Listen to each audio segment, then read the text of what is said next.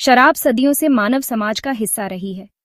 गैरकानूनी रूप से बनाई गई या छेड़छाड़ वाली शराब, जिसे अक्सर हूंच या देसी शराब कहा जाता है, का सेवन जन स्वास्थ्य के लिए एक गंभीर खतरा है। भारत के दक्षिणी राज्य तमिलनाडु में पिछले हफ्ते जहरीली शराब पीने के बाद बीमार पड़े 219 लोगों को अस्पताल में भर्ती कराया गया था। इन्हीं में सत्या और मुरुगन भी शामिल थे। सत्या काफी कम उम्र की है और अब वो जहरीली शराब के असर से धीरे धीरे ठीक हो रही हैं। सत्या बताती हैं, उस दिन जितने लोगों ने मेरे साथ शराब पी थी, उनमें से ज्यादातर की मौत हो गई।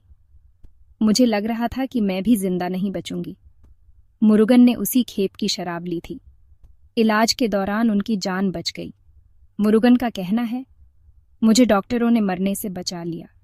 मैंने कभी नहीं सोचा था कि मैं जीवित बचूंगा।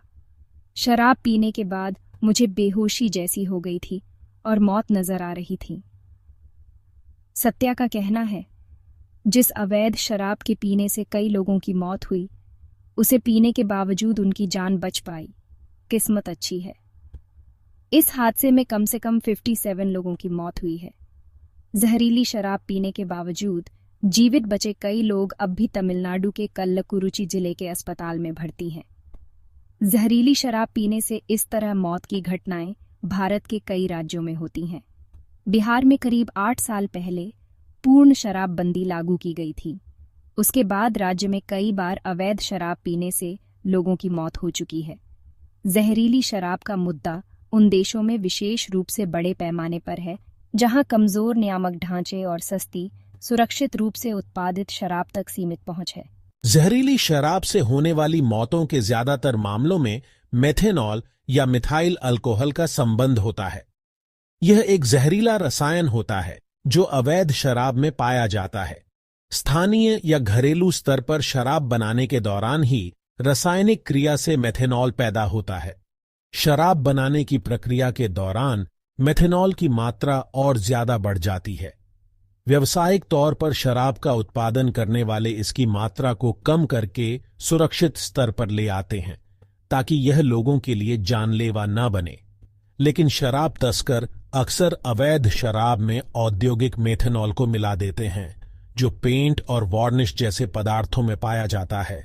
ऐसा सस्ती और घरेलू शराब को ज्यादा नशीला बनाने के लिए किया जाता है, जबकि इस जहरीले रसायन की थोड़ी सी मात्रा भी लोगों को अंधा बना सकती है। इससे लीवर खराब हो सकता है और मौत भी हो सकती है। MPI यानी मेथेनॉल पॉइजनिंग इनिशिएटिव के मुताबिक साल 2023 में दुनिया भर में मेथेनॉल से जुड़े 60 हादसे हुए थे। MPI की स्थापना ऑस्लो यूनिवर्सिटी और मेडिसिन सेंस फ्रंटियर्स यानी MSF ने की है। इसके मुताबिक मेथेनॉल जहर से जुड़ी ज्यादातर घटनाएं एशियाई देशों में होती हैं। ब्रिटेन के सार्वजनिक स्वास्थ्य विभाग के मुताबिक इंजेक्शन या सांस के जरिए मेथेनॉल की भाप लेने से सेहत पर गंभीर असर पड़ सकता है। इससे इंसान कोमा में जा सकता है, उसका नर्वस सिस्टम बिगड़ सकता है, शरीर में ऐंठन और बेहोशी हो सकती है। इससे आंखों की रोशनी जा सकती है और पीड़ित व्यक्ति की मौत भी हो सकती है। तमिलनाडु में पुदुकोट्टई के सरकारी मेडिकल कॉलेज हॉस्पिटल के डॉक्टर एम मुथु कहते हैं, इससे किडनी में एसिड बनने लगता है और यह पेशाब के प्रवाह को रोक देता है। इससे किडनी में नमक की मात्रा बढ़ जाती है और किडनी खराब हो सकती है। ब्रिटिश पत्रिका ऑप्थेमोलॉजी में प्रकाशित एक अध्ययन के मुताबिक मेथेनॉल की थोड़ी मात्रा भी नर्वस सिस्टम यानी तंत्रिका तंत्र को बुरी तरह प्रभावित कर सकती है। इससे आंखों की रोशनी खत्म हो सकती है और इसे वापस हासिल करना भी संभव नहीं होता है। इसमें कहा गया है कि अगर कोई इंसान अवैध शराब की वजह से अपनी आंखों की रोशनी खो दे, तो चिकित्सा की सबसे आधुनिक तकनीक भी आंखों को दोबारा ठीक करने में विफल हो सकती है। लिंकन काउंटी हॉस्पिटल में आंखों के डॉक्टर विकास सोडीवाला ने BBC को बताया कि साल 2012 में चक्कर, उल्टी, पेट दर्द और धुंधली नजर की शिकायत के साथ कई मरीज अस्पताल आए थे। उन्होंने बताया कि लोगों ने दुकानों और कार में बिक रही शराब खरीदकर पी ली थी। विकास सोडीवाला कहते हैं, मेथेनॉल इंसान की आंखों की तंत्रिकाओं को प्रभावित कर सकता है और कुछ मामलों में वो अंधे भी हो सकते हैं। MPI के मुताबिक मेथेनॉल का जहरीला असर दुनिया भर में कमजोर तबकों पर होता है, लेकिन इसकी रिपोर्ट अक्सर कम ही होती है। अच्छे ब्रांड वाली महंगी शराब की ऊंची कीमत की वजह से सस्ती और स्थानीय स्तर पर बनी शराब कम आय वाले गरीब लोगों की पहुंच में होती है। साल 2009 में गुजरात में 100 से अधिक और साल 2011 में पश्चिम बंगाल में लगभग 170 जहरीली शराब की वजह से मारे गए थे। साल 2015 में मुंबई में भी 100 से अधिक लोग इसी वजह से मारे गए थे। वहीं साल 2022 में जांच के दौरान पाया गया था कि दक्षिण अफ्रीका में एक नाइट क्लब में मारे गए 21 किशोरों के शरीर में मेथेनॉल के अंश मौजूद थे। दुनिया के कुछ मुस्लिम देशों में शराबबंदी लागू है। इस्लाम में शराब पीने की मनाही है। जानकारों के मुताबिक ईरान और इंडोनेशिया जैसे मुस्लिम देशों में शराब पीना धर्म के खिलाफ माना जाता है और वहां अवैध शराब से होने वाली मौतों पर रोक लगाना एक बड़ी चुनौती है।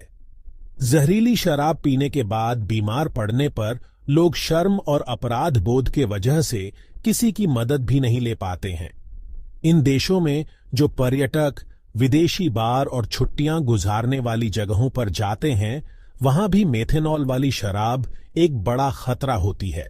आप चाहे दुनिया के किसी भी देश में हों, अवैध शराब के शिकंजे में फंसने का खतरा बना रहता है। अंतर्राष्ट्रीय पुलिस एजेंसी यानी इंटरपोल की सलाह के मुताबिक अगर शराब सामान्य कीमत से कम पर मिल रही हो या शराब पर टैक्स नहीं लगा हो, तो इसका मतलब है कि वह नकली शराब हो सकती है। नाइजीरिया में खाद्य पदार्थों के जानकार ओपीएमी फैमकिन ने बीबीसी को बताया कि पोर्ट हरकोट में एक नाइट क्लब में ब्रांडेड शराब पीने के बाद वो बीमार पड़ गए। बाद में पता चला कि वो नकली शराब के शिकार बने हैं। उन्होंने बताया, इसका स्वाद अजीब था, लेकिन जब आप पार्टी कर रहे हैं तो इसकी परवाह नहीं करते हैं। फिर मैं 5 दिन के लिए बुरी तरह बीमार पड़ गया। उन्होंने जब अपने अनुभव को सोशल मीडिया पर पोस्ट किया तो कई लोगों ने अपने ऐसे ही अनुभव को साझा किया। नाइजीरिया के कई शहरों में नकली शराब का कारोबार फैला हुआ है, लेकिन अमीर देशों में यह काम अपराधियों के हाथों में होता है। ग्रीस साल 2016 में ग्रीस की हिना पॉवेल एक रात अपने दोस्तों के साथ शराब पीने के बाद बेचैन और थका हुआ महसूस कर रही थीं। यह शराब का नशा नहीं था जिसकी वजह से उन्हें ऐसा महसूस हो रहा था। 23 साल की हिना ने वोदका, एक तरह की शराब पी थी, लेकिन उनके लिए यह नया था। वोदका में जहरीला मेथेनॉल मिलाया गया था। इससे उनकी किडनी ने काम करना बंद कर दिया और वो अंधी हो गईं। दरअसल जंगलों में यह शराब चोरी छिपे माफिया गिरोहों ने बनाई थी और उसे बार में सस्ते दाम पर बेच रहे थे। साल 2009 में जहरीली शराब पीने की वजह से इंडोनेशिया के बाली में भी 25 लोगों की मौत हो गई थी। इनमें 4 विदेशी नागरिक भी शामिल थे। रूस में किराने की दुकानों में नकली वोदका बहुत आसानी से मिल सकती है। 2000 के दशक के मध्य तक तो रूस के सुपरमार्केट में मिलने वाली करीब आधी वोदका नकली ही होती थी। साल 2023 में रूस के अलग अलग इलाकों में मिस्टर साइडर नाम की शराब पीने से करीब 23 लोगों की मौत हो गई थी। यह शराब सुपरमार्केट में अवैध रूप से बेची जा रही थी। इसी साल की शुरुआत में रूस की सरकार ने शराब उत्पादकों के लिए लाइसेंस के नियम काफी कठिन कर दिए ताकि केवल बड़े और स्थापित उत्पादक ही यह काम कर सके। ऐसा नहीं है कि अवैध शराब की वजह से केवल इंसान प्रभावित हो रहे हैं। श्रीलंका जैसे कई देशों में तो अवैध शराब का असर जंगली जीवों और पर्यावरण पर भी महसूस किया जा रहा है।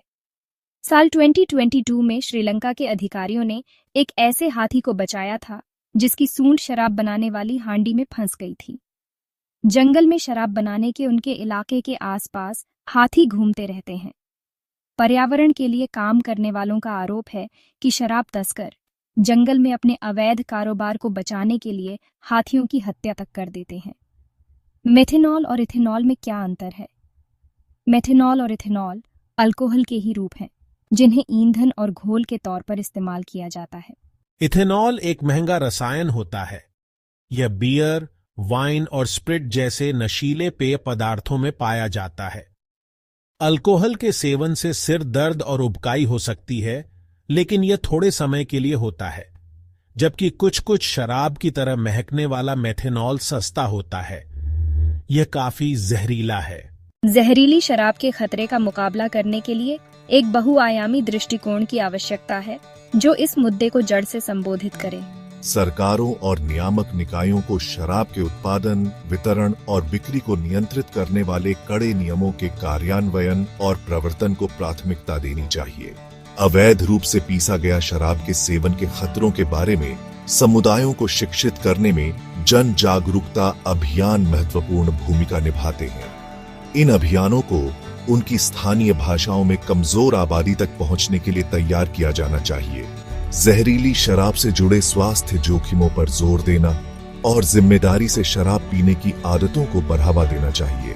व्यक्तियों को ज्ञान प्रदान करके और सामुदायिक जिम्मेदारी की भावना को बढ़ावा देकर हम सभी के लिए एक सुरक्षित और स्वस्थ वातावरण बना सकते हैं।